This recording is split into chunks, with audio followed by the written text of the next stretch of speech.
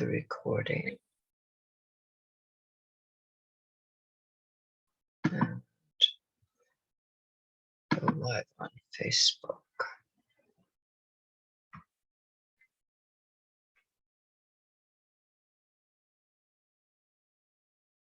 I'll have to see how this works because I didn't go into Facebook today yet. So I have to see how.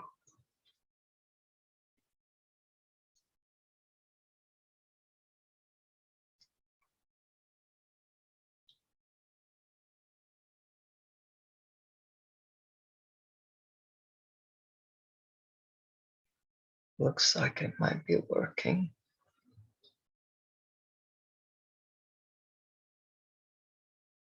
Hopefully.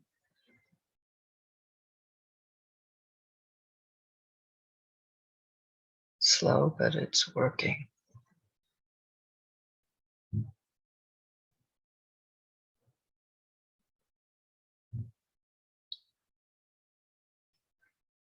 Okay.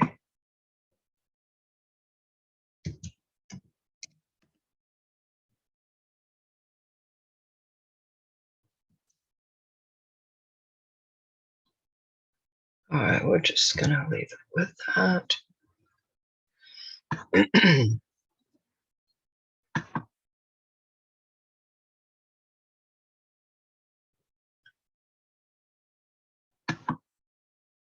Okay. Says it's live streaming.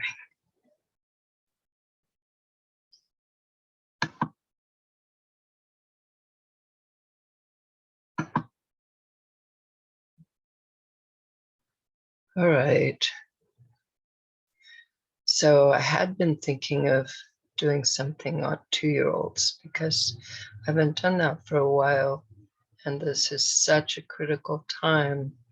The 2-year-old time, so critical in the human development. And so there may be some of that that comes up today, but what came up last night when I was starting to get things ready to share with you was the concept of peace. So I'm going to do a screen share and share that with you.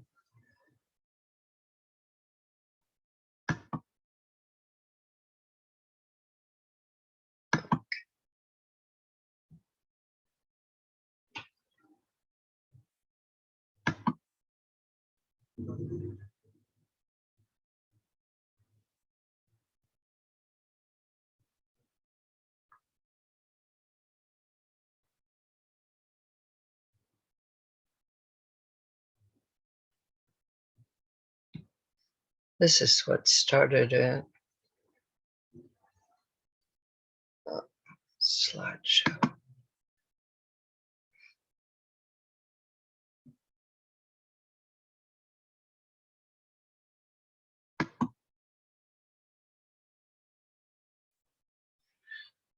Wow, okay. Things are moving right along. Yesterday, I was thinking I might have to cancel the show today because it was moving, the computer was moving so slowly.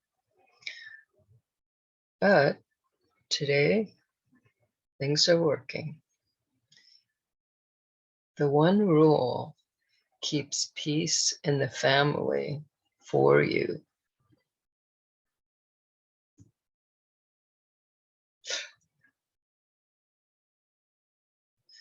When I started working on today's slideshow, I thought I understood certain things, but as I worked, more was revealed.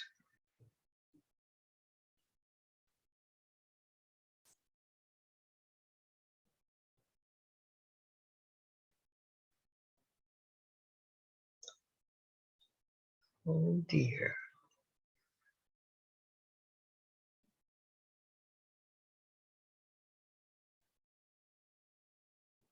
I wonder what's going on here.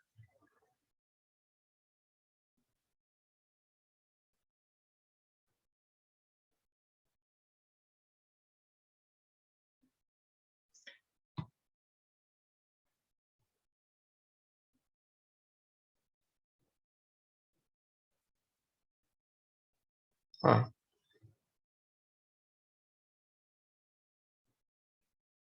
I'm going to stop the screen share because the slideshow is not working. Uh-oh.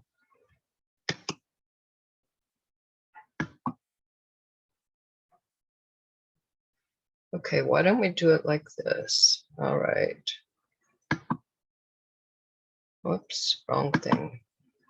Here we go. All right, I'm going to share the screen again. But this time I'm not going into the slideshow mode, and we'll see if this can work.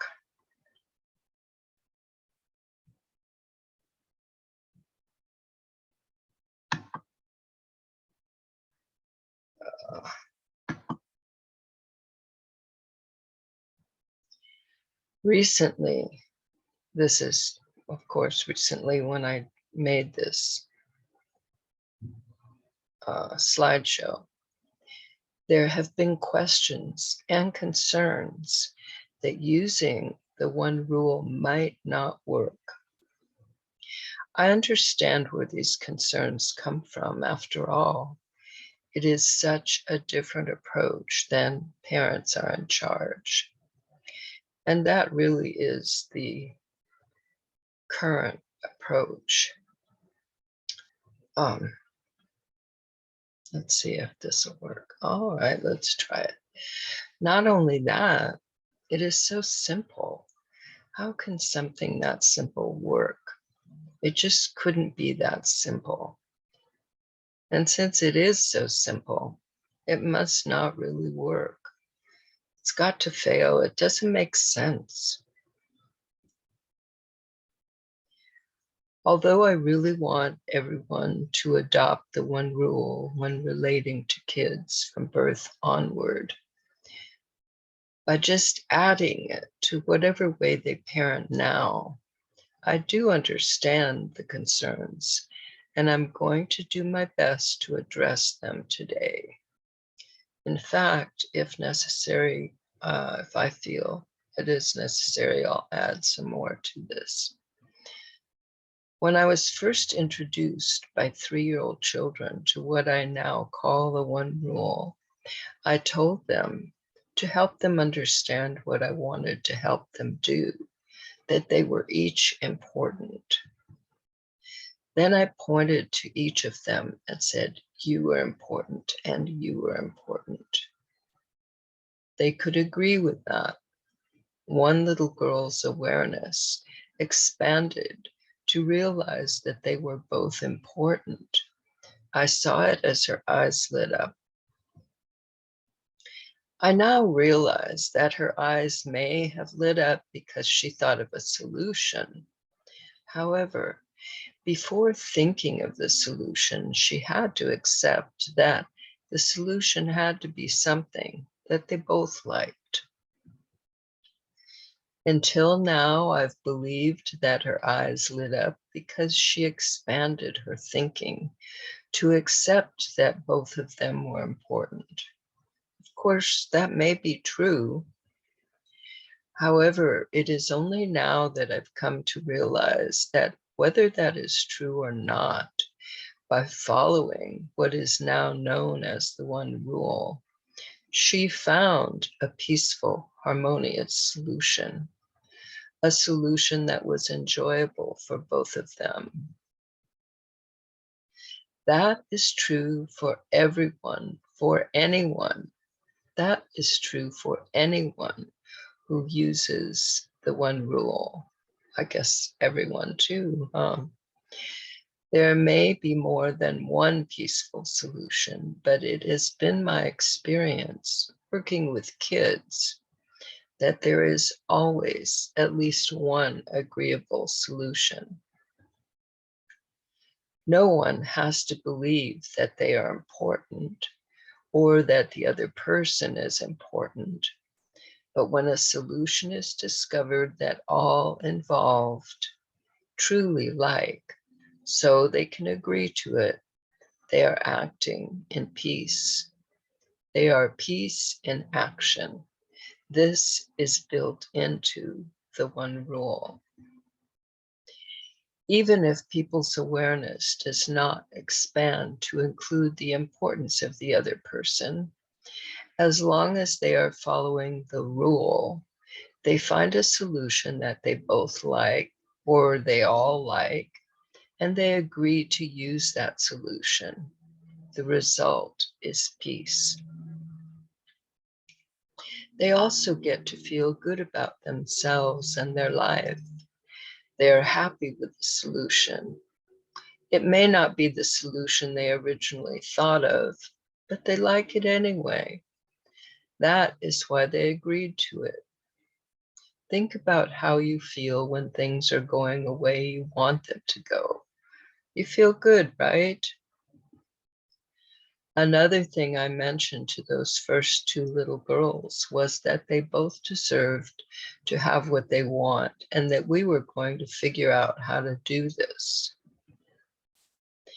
This is the main thing that people have trouble with.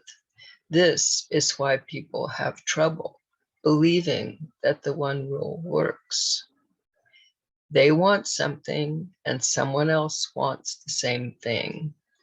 Like the little girls both wanted to swing on the same swing, the only swing available. Whatever the situation, it seems that there is no way that both people could have what they want, or they think that they have to give up on what they want or the other person does. I got a little confused right there because I started thinking that it's not only that they want the same thing, but that they want something that seems to conflict with the other person,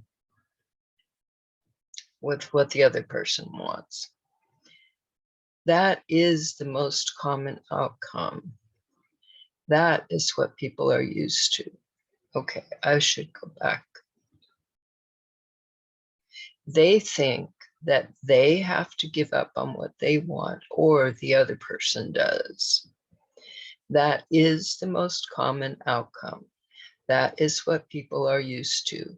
It's hard to realize that there is a peaceful solution. It's hard to accept a possibility that seems so uncommon. I just realized that when I promised, I vowed to never force my children to do what they did not want to do. I put myself in the perfect position to be open to peaceful answers.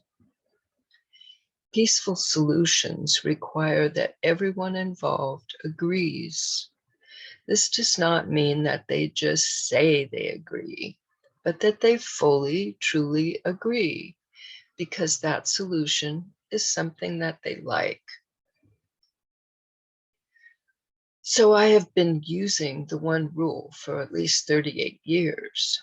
For most of those years, it was called the power of respect. And there were 108 respect tools, skills, and strategies I used to make it work. Last week,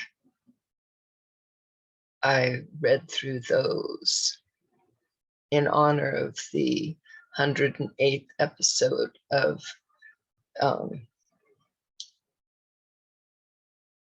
this Happy Kids show.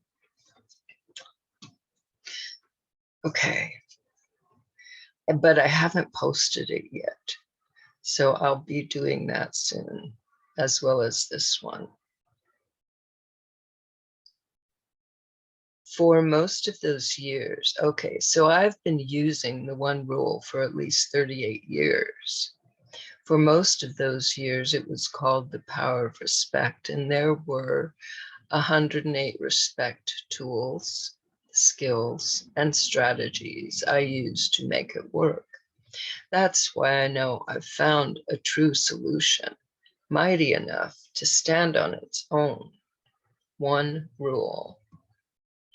In case some of you don't know, the one rule came into being one night when I wondered if people would actually have to learn the 108 tools, skills, and strategies I'd use to create respectful relationships with the kids in my life. That night I asked myself, of the 108, what is the least that people need to know to be able to raise happy kids? The one rule was my answer. And that one rule is powerful enough to create peace between parents and kids, and powerful enough to be your fail-safe in your intention to raise happy kids. The one rule is peace in action. Here are a couple of examples of how the one rule can ensure happy kids and peace between adults and kids. My youngest daughter and my 6-year-old grandson were visiting. The one rule had just taken on its name. As I was explaining the process to them, my daughter used the word agreement to explain the process in one word. I liked it. I use it. It seems appropriate that the one rule has a one-word description. My grandson liked to watch TV and YouTube video cartoons. My daughter did not really want him to do that, especially as much as he wanted to. One time when he asked me to set up my laptop for him, I told him that I felt uncomfortable doing this because his mom did not feel good about it. I wanted to work this out with her too. He thought about this briefly and suggested that he and I play cards. So we did. We had fun. So here, all people involved were honored. Peace was maintained. Everyone felt cared about. Another example is from someone I coached on the one rule. One issue she had was feeling uncomfortable, always buying her 5-year-old daughter things every time they went to the store, especially when her daughter was not behaving in ways she liked. She came up with an idea that they all liked. She made a chart of behavior that she liked. Her daughter could earn money for those behaviors and buy her own things. Her daughter liked earning money, and the parents liked the behavior. Here again, all people involved were honored, peace was maintained, and everyone felt cared about. I've had people mention about this situation about paying children for things, for behavior or whatever, usually that, and that they felt like they were bribing them. But for me, this is how I look at it. You might like to adopt this way of looking at it. How many adults would go to work if they were not paid? Is that bribing them? Maybe. But they expect it, and they wouldn't do it without it. In fact, if something comes up and they don't get paid, they get very upset about it. So that's why I think it fits in with the way things are done. It fits in fine. But if it doesn't feel good to you, then you just find another way of doing this. This is what felt good to these people. So I hope you'll join me in the movement to help kids grow up happy and in peace. Use the one rule. Become an affiliate or a partner. Earn 50% commission. Share this with many, many more. The affiliate and partner program are part of the Happy Kids business launch. Starting now, join us. Now, actually, the affiliate program is in place and there are some affiliates. I have partnered with a huge peace organization called the Universal Federation, the Universal Peace Federation. Yeah, okay. And so this is all in process, and I'm almost done with an online course, very brief, just like the One Rule is brief. It has a lot packed into a few short lessons with a couple of live Zoom calls as part of it. And one of them will be a demo event where people will demonstrate their solutions for whatever problem or situation they've chosen. Okay, I think that's it. I'm glad you're here. Okay, now let's stop the screen share. Oh, wait, I can just go on. I don't have to stop it.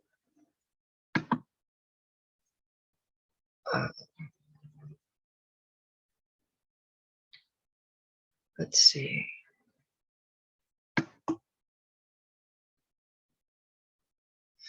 Oh, I just thought of something. I'm going to try this again.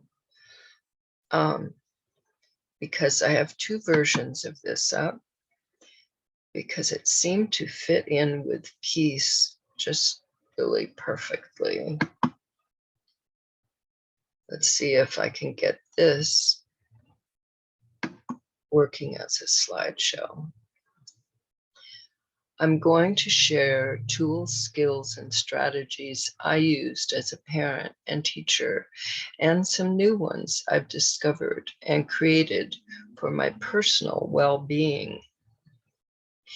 If you're feeling stress, it is most likely you're going to want to be able to ease your stress right in the middle of stressful situations.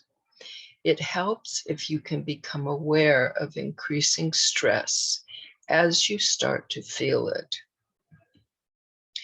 It's kind of like something I used to call my cue. I wrote about it in my first book and in my basic trainings. It was what I felt before I got upset.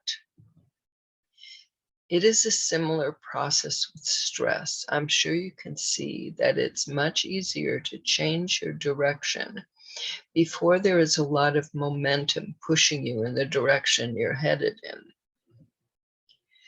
Pay attention to how you are feeling. Notice changes.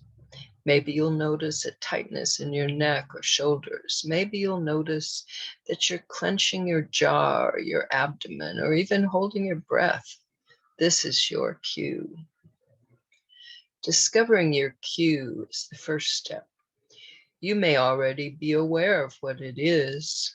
The next step is doing something about it, something calming, because you don't have a lot of alone time. Oh, this slideshow was made in the beginning of the pandemic.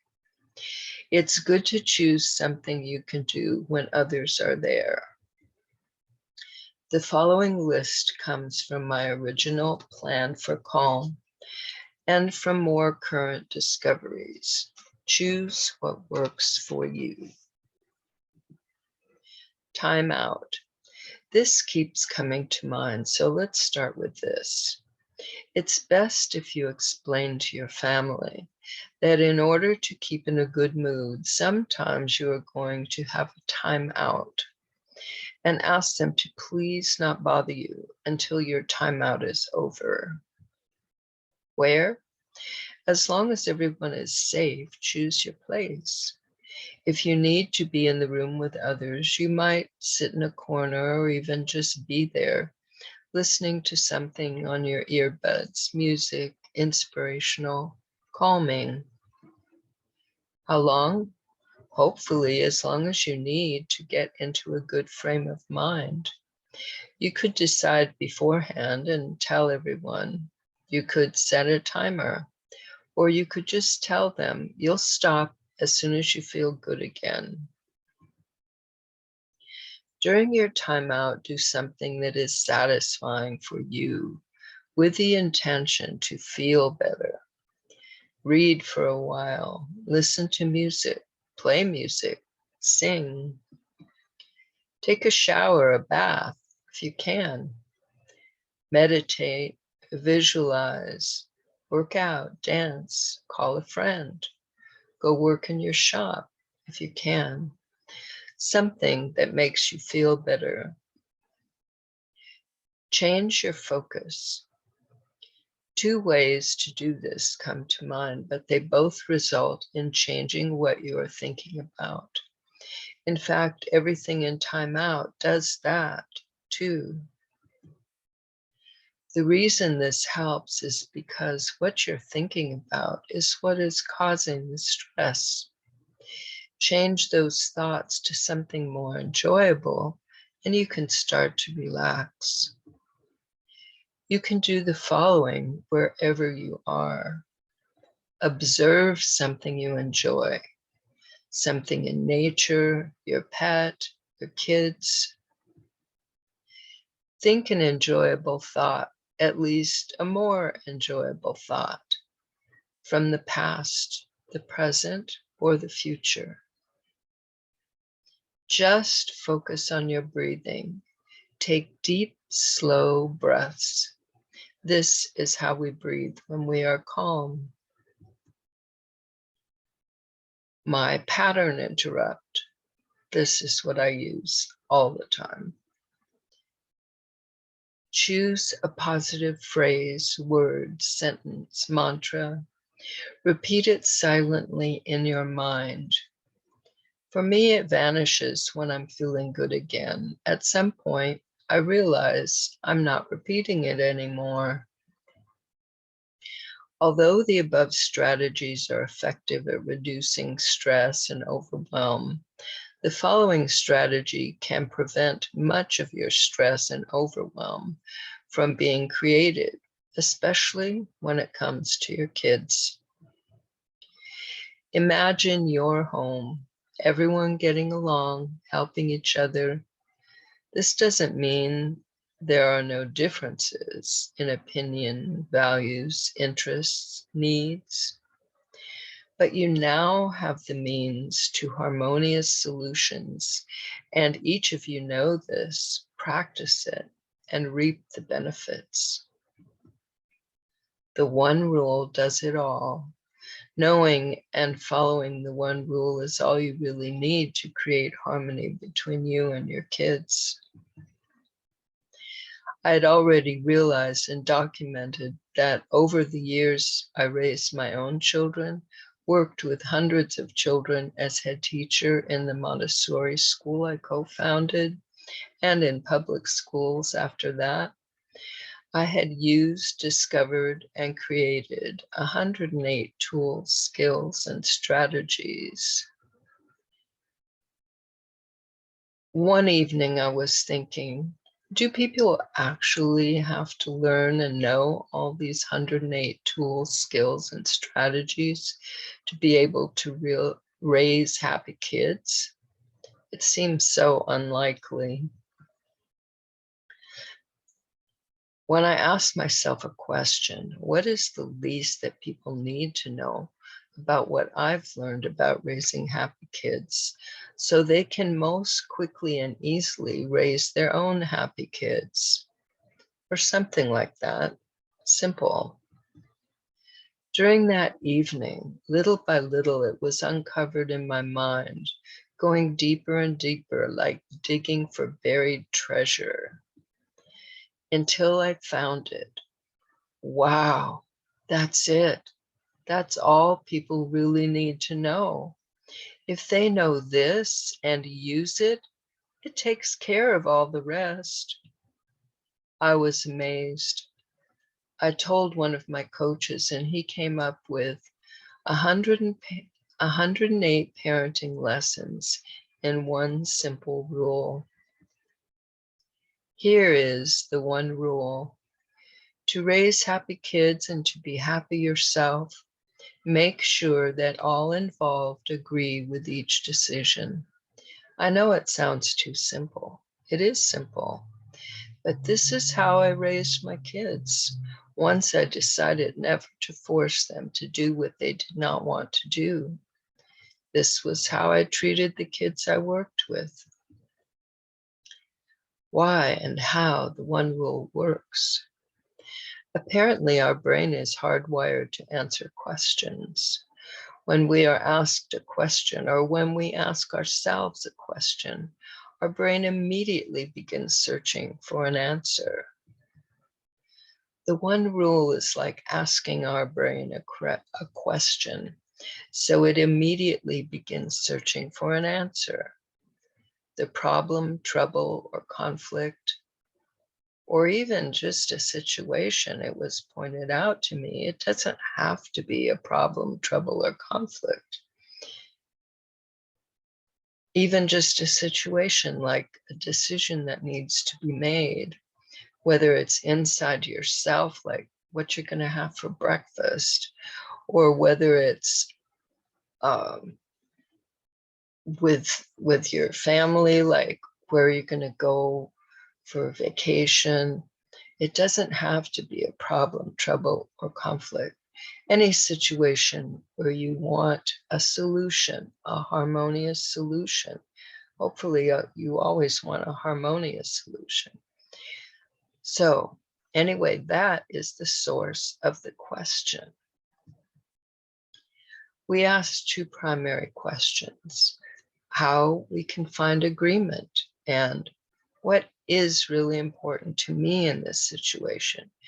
Because I was going to say you don't want to agree to something that's not going to work for you, but even if you do and it doesn't, you can make a new agreement.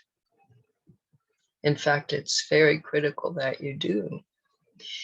That's how there is a direct connection to the 108 tools, skills, and strategies that help solve the problem. You may have more or different solutions, but the 108 is what came up in my life. Your foundation is the heart-to-heart bridge. When you use the one rule, you create a heart-to-heart bridge between you and your child. That way, you both feel loved at all times. You are loved, but you also feel loved when you're using the one rule. Makes sense, right? They are loved, but they also feel loved. No one has to wait until there is some disaster or loss to recognize the love that is there. You and your child get to feel it at all times. Imagine the blissful power of this. Holding space. In my first coaching session on the one rule, I learned another important reason that the one rule works so well in creating harmony between kids and adults. When you are determined to be solution-oriented, and the solution-oriented means this. Once you realize there is a situation that needs a solution, you focus on the solution. Once you're clear on what the situation is, you don't focus on that anymore. That is there, but you focus on the solution. That is what is meant by solution-oriented.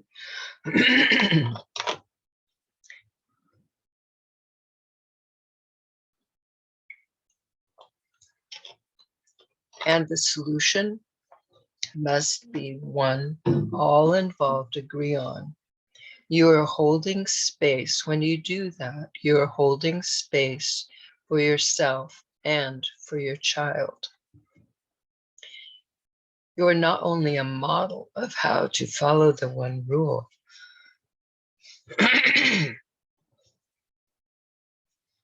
when you hold space for yourself, being determined that your needs get met too, you're helping them learn how to follow the one rule too. I don't know. Anyway, one of the most important reasons that the one rule works is that it does not deny anyone. We are each part of the agreement. All right. So this day we had a speaker.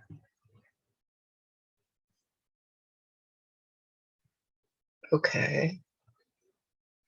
Let's go on to something else.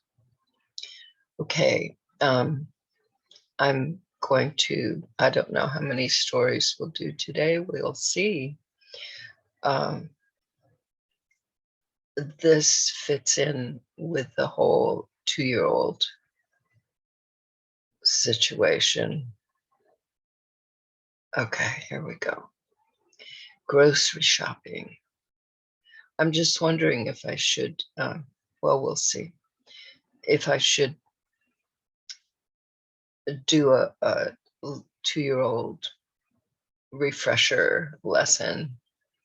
Anyway,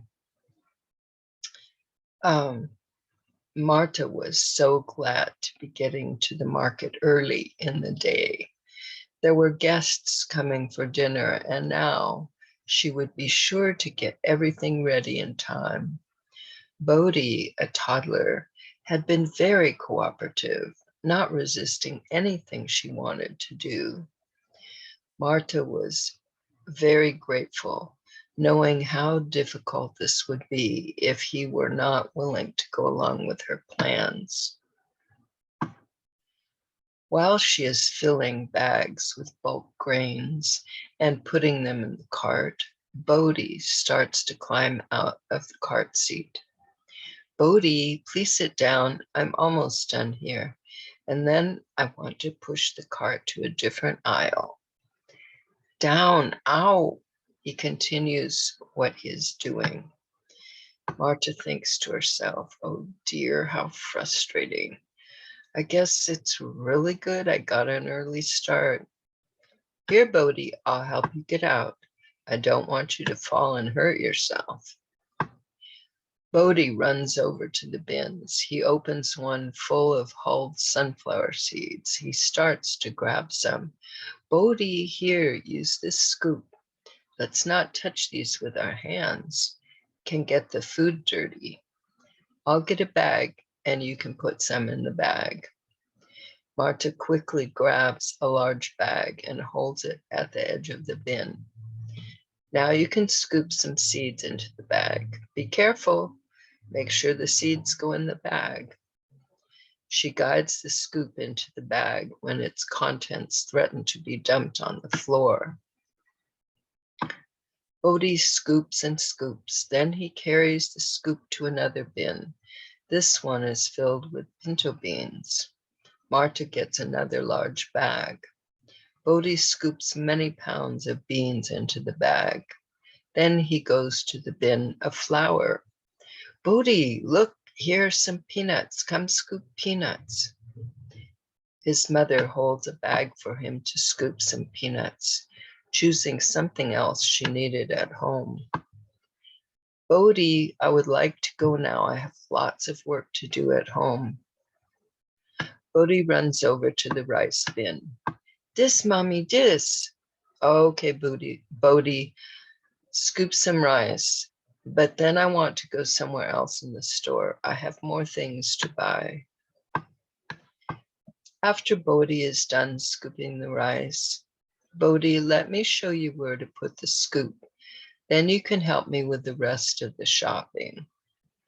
After Bodhi puts the scoop away, Marta starts to pick him up and put him in the cart, but he squirms out of her hands. She takes a large bag of oat cereal off the shelf.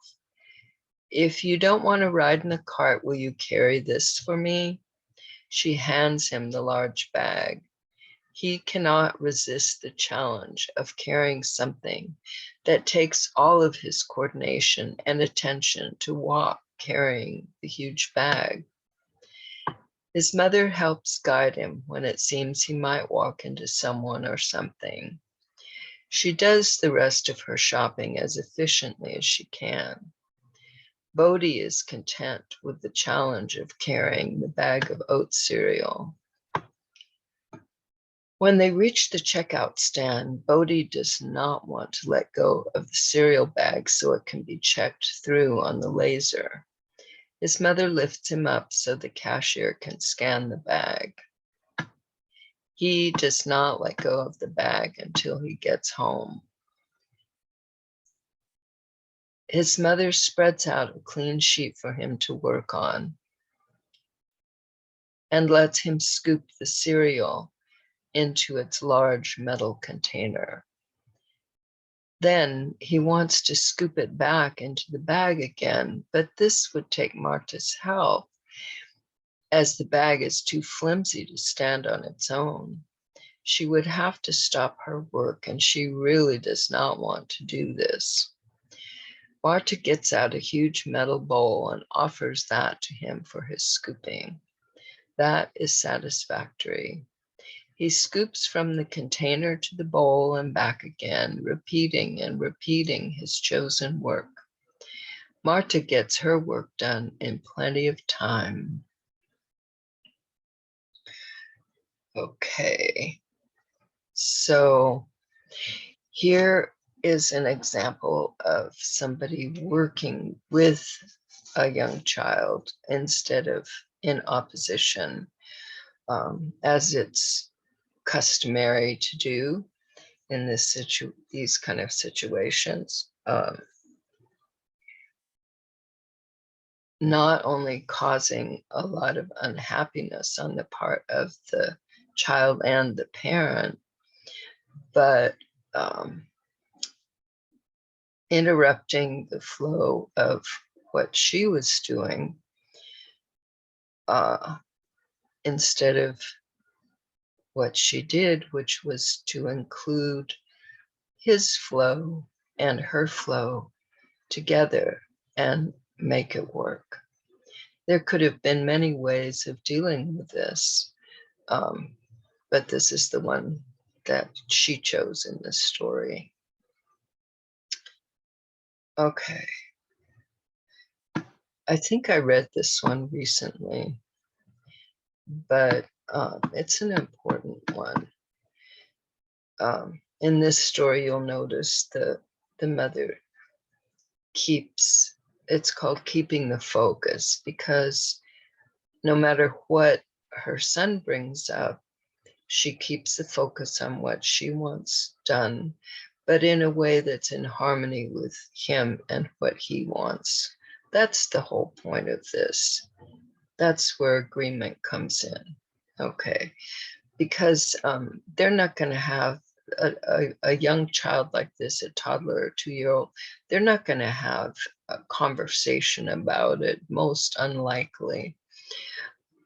But if you keep your focus on getting what you want in harmony with what they want, because what they want is in harmony with their developmental blueprint, because they are creating themselves into adults, from infants into adults, from newborns into adults. That's their focus, folks. That's the focus. So if you can work with it, it's going to be so much better for everyone. And then once they get through the 2-year-old hurdle, it's kind of like, I see it as coming in for a landing, like they can relate more in this world. They have a lot of the basics down. Then they can be co-creators with you in terms of finding agreement. They might come up with ideas. They can learn to participate in that situation. Okay, so let's go with this one. Have you finished playing with your toys in the living room, Jordy? I'm thirsty. Let's see. Oh yeah, okay.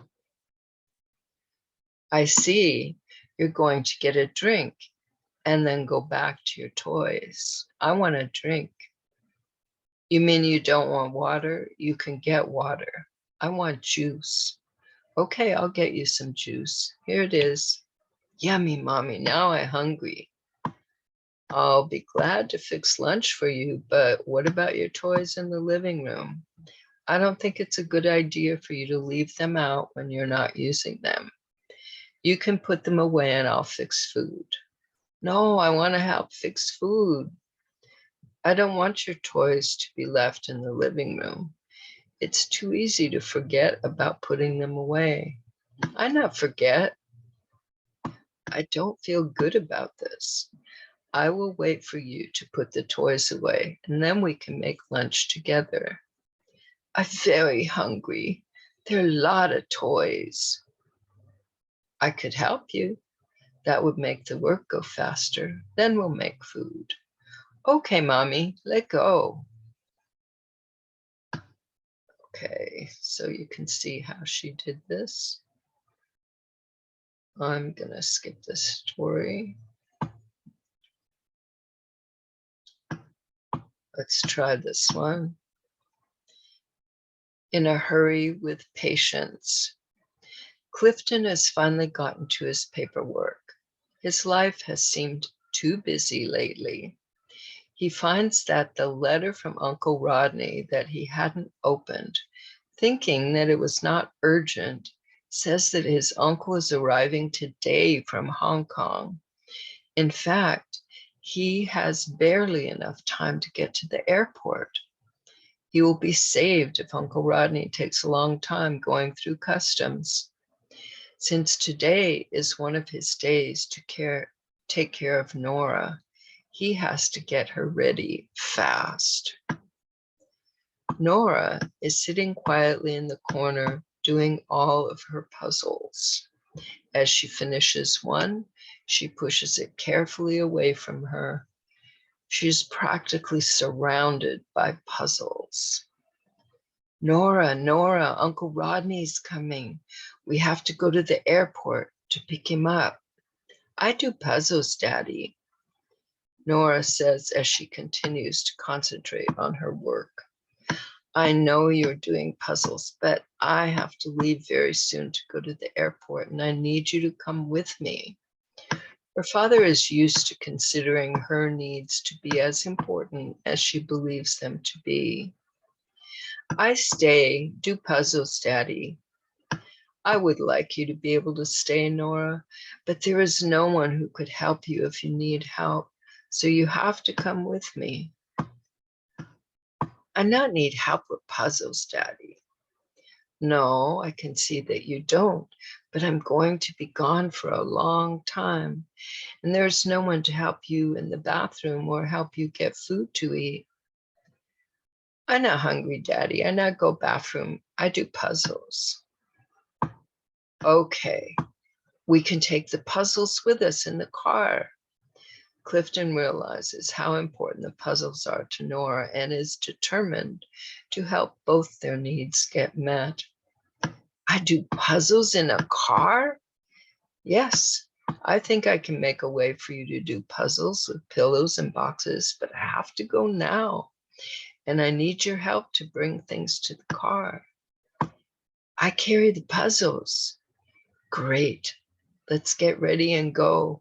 so Uncle Rodney won't have to wait for us, so he won't be afraid that we forgot him. Uncle Rodney be afraid? He might if we don't hurry. I hurry. Thanks, Nora. I really needed your help with this. I'm sure Uncle Rodney will appreciate your help too. He knows that his appreciation of her cooperation and her concern that her uncle not be afraid can help her continue to develop cooperation, concern, and appreciation. Okay, we will skip this story.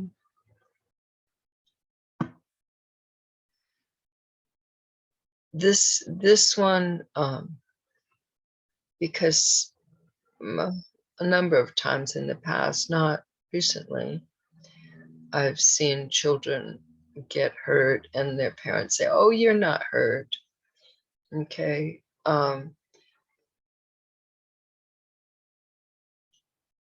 Anyway, that's where this story came from.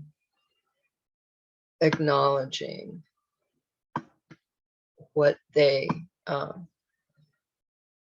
experiencing. Okay.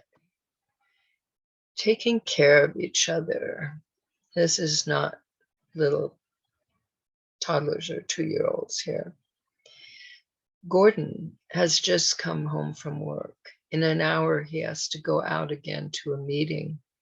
He asked his sons to have dinner ready so he could have a little time to rest. He is really looking forward to the enchilada casserole. There is no one in the kitchen. The oven is not on. There is no delicious smell of enchilada casserole. Gordon finds the boys in Raven's room playing Nintendo. This was written a long time ago. I don't know if a Nintendo is still a thing. Hi, Dad. How was your day? Well, except for not coming home to enchilada casserole, it was fine, though I'm a little tired. The boys look at him with blank expressions. Remember, you agreed to have dinner ready when I got home? I have a meeting and I want to be able to rest a little. Oh, we thought the casserole was for Thursday, your regular meeting night, not tonight. Well, there goes my rest. Let's get busy with dinner. We'll have to work fast if I'm going to get out of here on time. We also have to decide what to make for dinner. No, Dad, you need the rest. Sage and I can make dinner. We'll make burritos. That will be quick, and we have all the ingredients. Thanks, boys. You are so thoughtful and give me so much help. I don't know what I'd do without you. I just had a thought. If there are things I would like you to do, would you like me to write the instructions down clearly? Then maybe we can avoid misunderstandings like this. Sure, Dad. Maybe we could write down all the things we each agree to. Then we'll be sure we understand what we've said we'll do, and it will help us not forget. Yeah, let's write down now that Raven and I will make enchilada casserole and salad before you get home from work on Thursday. Good idea. And I'll write down that I have to have the ingredients in the house before that. Gordon was not pleased with the situation that he came home to, but he was sure that there was some reasonable explanation. He let the boys know what he needed. When he realized the situation was due to a misunderstanding and perhaps a lack of communication, he decided to get on with it. The boys took the initiative to make sure his needs were met. He would get his rest, his dinner, and even his enchilada casserole, though not exactly as he had expected. The family also took this opportunity to begin a new practice that can help them avoid such mix-ups in the future.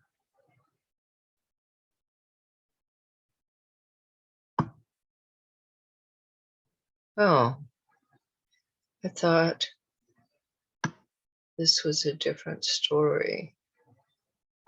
We can do this one. When you're in a hurry, because we just did one of being in a hurry, but here's another one. It's different. That's why I came back to it. Dawn hangs up the phone and goes to knock on her 4-year-old son's door. She hears, "Come in." She finds Mark totally engrossed in Legos. "That was your grandfather on the phone. He said your grandmother wants us to come over right away. We have to leave immediately. I'm sorry you couldn't have had more of a warning and more time to get ready. I'll get your jacket and meet you by the door." Mark puts on his shoes and rushes from his room.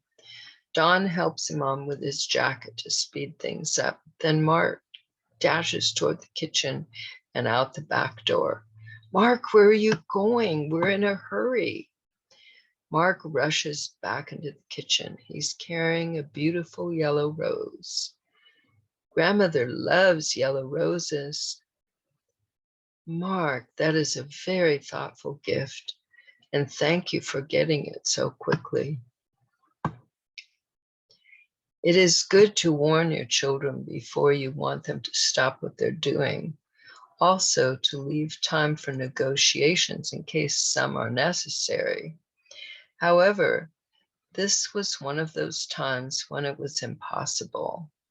Fortunately, Mark was content with the arrangements, even though Dawn was feeling rushed when Mark headed off in the other direction. She knew that he must have had some good reason. She was hoping that he really understood the need for speed. When she saw that he did, and his gift of love, her appreciation radiated from her. Let's examine what might happen if Mark had not wanted to go to his grandparents. "I don't want to go. I'm having fun with my Legos." "I see that you are, but I don't see how you can stay here alone, Mark. It would make me feel very uncomfortable. There is no one to help you if you needed help." "I don't like to visit them. It's boring. And grandmother always kisses me, and grandfather pinches my cheeks, and I don't like that. Would you feel better if I asked them not to do that? And you can bring along some things to do while we're there. You could play in the guest bedroom while I'm visiting with them. Could I bring my Legos?" "Sure, let's pack them. I'll help you because I'm really in a hurry." This process may take slightly longer than the first example, but everyone's needs are taken into account. It would have taken much longer if they had thought about it. If she tried to assert her authority over Mark, it would have caused suffering for Mark, feeling that his needs didn't matter, for her getting tense and angry toward Mark, and for the grandparents having to put up with all the bad feelings and not understanding why Mark was so reluctant to be with them. Okay, that's it for this week. Okay, so I am almost done with the course.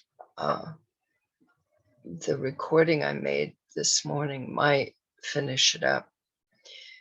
And then I have the course for the one rule.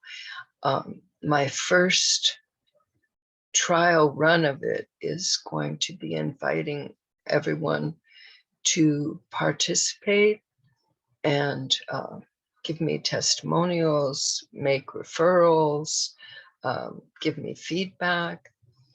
And that's going to be, it should be this week that is happening.